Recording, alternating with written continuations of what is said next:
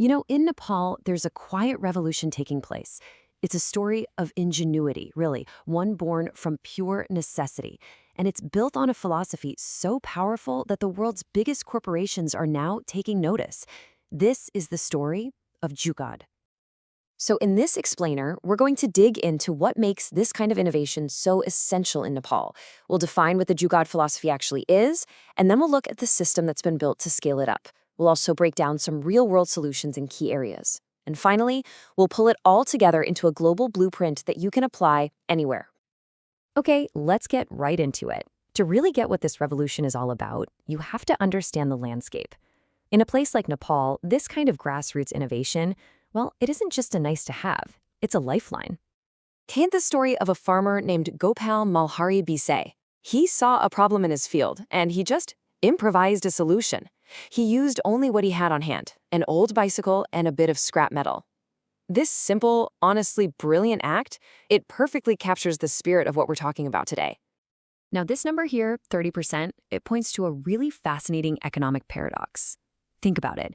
Nearly a third of Nepal's entire GDP comes from money sent home by citizens working abroad.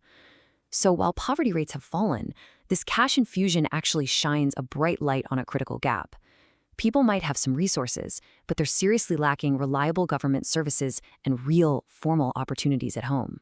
So here's the crucial point, right? It's this contrast. On one hand, you have the formal system, which is just bogged down by inefficiency.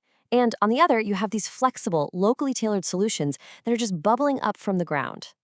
That vacuum, the one left by systemic failure, that is precisely the fertile ground where this new model of innovation is taking root and thriving. And that brings us to the core idea, the philosophy that underpins this entire movement. It's a concept that's known as Jugaad. Look, Jugaad is so much more than just a clever hack. It's a complete mindset. It's a whole philosophy built around being flexible, frugal, and inclusive. And what's amazing is that what started as a survival tactic is now being studied and adopted by global giants like Google and Philips as a key to innovating in our uncertain world. But here's the question. How do you take all these isolated acts of genius and scale them up into a national force? Well, let's talk about the system and the man making that happen, Mahabir Pun and the National Innovation Center. This one quote from its founder, Mahabir Pun, it tells you everything you need to know about their approach. It's democratic at its very core. The National Innovation Center, or NIC, they aren't looking for fancy degrees or credentials. They're looking for viable ideas, and they really don't care who they come from. The way the NIC works is that it's basically an operating system for innovation. It gives people a clear, structured path to take a raw idea and turn it into a market-ready product. They get mentorship, resources, and even help with intellectual property. Essentially, it's institutionalizing the spirit of Jugaad. And the results are absolutely tangible. So you had hundreds of pieces of vital medical equipment just sitting broken and idle in public hospitals. The NISC stepped in. A small, nimble team repaired 484 of these devices. We're talking 36 ventilators in that count.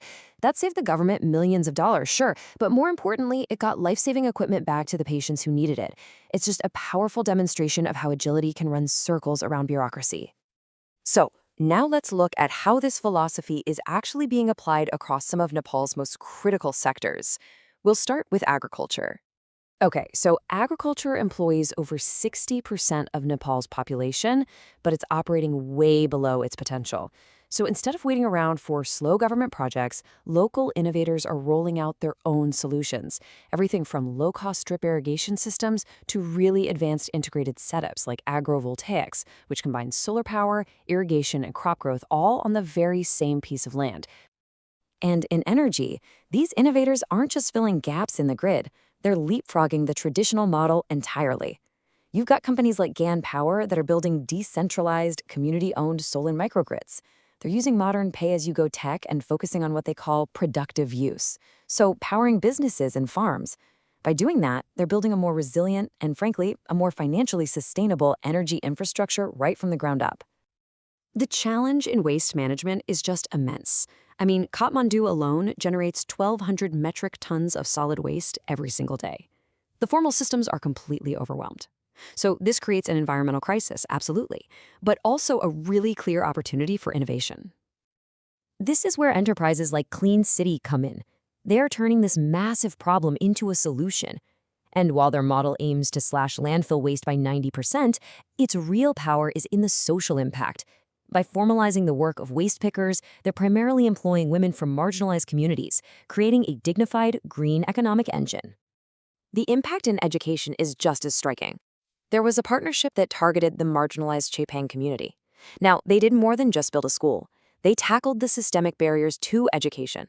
By providing things like transportation, scholarships, and life skills programs, they saw school attendance just skyrocket to 95%, and they achieved a 70% success rate in keeping at-risk girls in school. The results speak for themselves.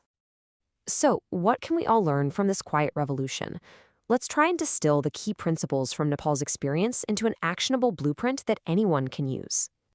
All right, the Jugaad blueprint really stands on 4 core pillars.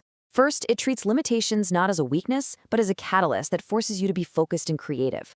Second, it favors building integrated systems, like we saw with agrovoltaics, not just standalone products.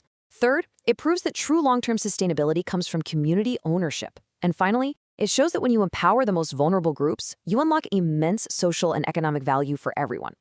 You see, Nepal's innovators are creating so much more than just local solutions.